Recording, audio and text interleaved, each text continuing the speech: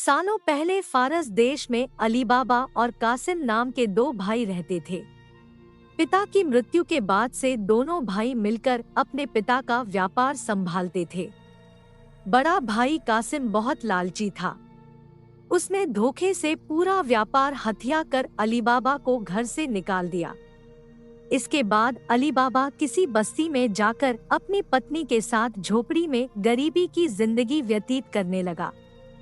वह रोजाना जंगल जाकर लकड़ियां काट कर लाता और बाजार में उन्हें बेचकर जैसे कैसे घर का गुजारा चलाता था।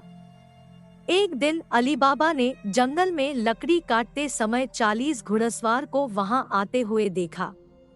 सभी घुड़सवार के पास धन की पोटली और खंजर थे। यह देखकर वह समझ गया था कि ये सभी चोर हैं। अली बाबा एक पेड़ के पीछे छिपकर उन्हें देखने लगा। तभी सभी घुड़सवार एक पहाड़ के पास जाकर खड़े हो गए।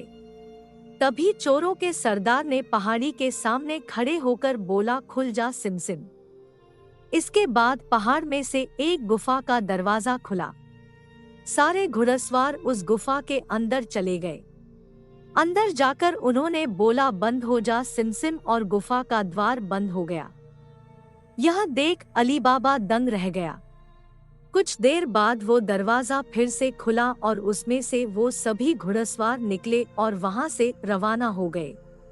अली बाबा यह जानने को बेताब हो गया कि आखिर इस गुफा में क्या है और वो सब यहाँ क्या कर रहे थे। इसके बाद उसने गुफा में जाने का फैसला किया।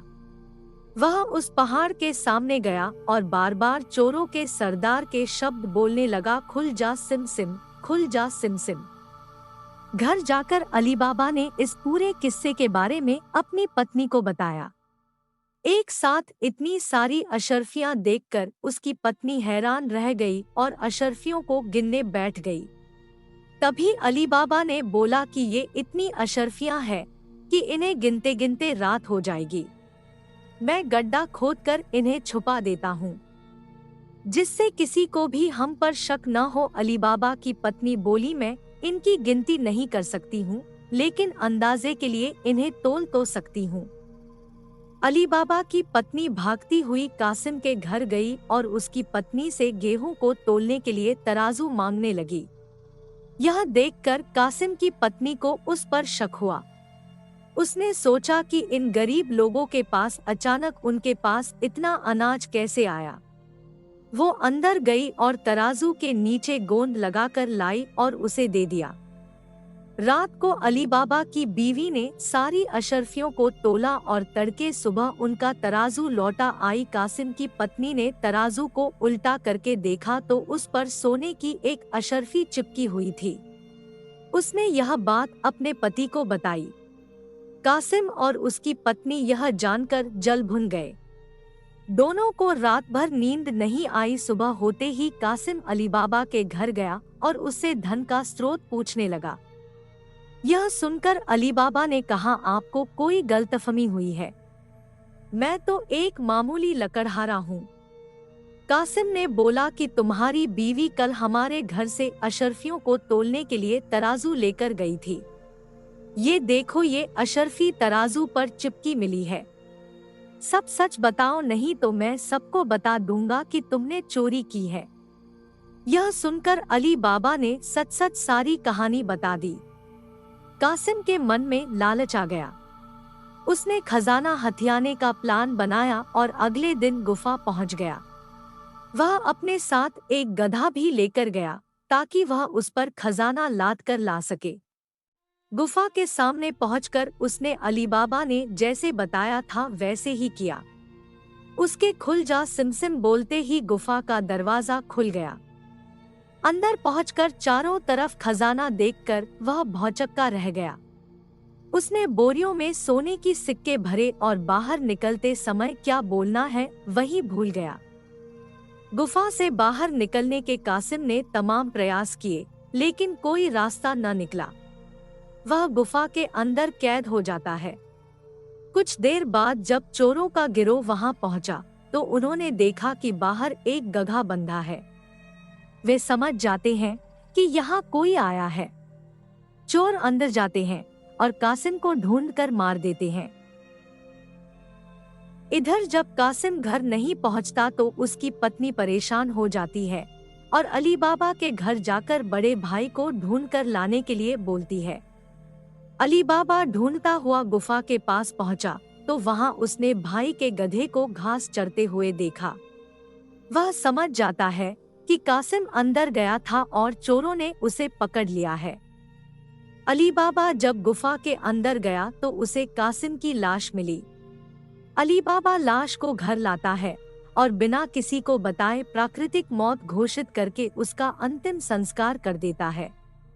कासिम की पत्नी के कहने पर अली बाबा और उसकी पत्नी कासिम का व्यापार संभालने लगते हैं और उसके साथ रहने लगते हैं। वहीं जब चोर गुफा में आते हैं और कासिम की लाश नहीं देखते तो समझ जाते हैं कि खजाने का राज किसी और को भी पता है। वह गांव में जाकर पता लगाते हैं कि कुछ दिनों में किसके घर में मौत हुई है। चोरों को अली बाबा का घर मिल जाता है। चोर ने उसके घर के बाहर क्रॉस का निशान लगा दिया जिससे रात के समय उन्हें उसका घर समझने में आसानी हो। वहीं अली बाबा ने जब अपने घर के बाहर क्रॉस का निशान देखा तो वह समझ गया कि चोरों ने घर का पता लगा लिया है। उसने वैसा ही निशान सबके घर के बाहर लगा दिया। रात में जब चोर आए तो सबके घर पर वैसा निशान बना देखकर दुविधा में पड़ गए और वापस चले गए। चोरों का सरदार चुप चुप बैठने वालों में से नहीं था। उसने उस मोहल्ले में अपने आदमी को भेजकर यह पता लगवाया कि हाल फिलहाल में कौन शख्स वहां अमीर हुआ है। इससे उसे अली बाबा के बारे में पता चला। उसने उसका घर अच्छे से पहचाना और रात के समय में तेल व्यापारी बनकर उसके घर पहुंचा। वह अपने साथ तेल के 40 पीपों को लेकर गया, जिसमें 39 में चोर और एक पीपा में तेल था। उसने सोचा कि रात में जब सब सो जाएंगे तो वो सब मिलकर अली बाबा को मार देंगे। उसने अली बाबा से दोस्ती की और रात को उसके घर पर ठहरने की इजाजत मांगी। अली बाबा ने उसको खाना खिलाया और रात को रुकने की इजाजत दे दी। अली बाबा की पत्नी को तेल के व्यापारी पर शक हुआ। उसने सारे पीपों को खटखटा कर देखा और वह समझ गई कि एक पीपा में तेल है और बाकी में आदमी है। उसने तभी एक तरकीब निकाली। उसने तेल वाले पीपे से तेल निकाला और गर्म कर बाकी पीपों में डाल दिया। सारे चोरों की मौत हो गई। रात में जब सरदार ने चोरों को निकलने का इशारा किया तो एक भी चोर बाहर नहीं निकला। उसने पीपों को खोलकर देखा तो सभी चोर मर चुके थे।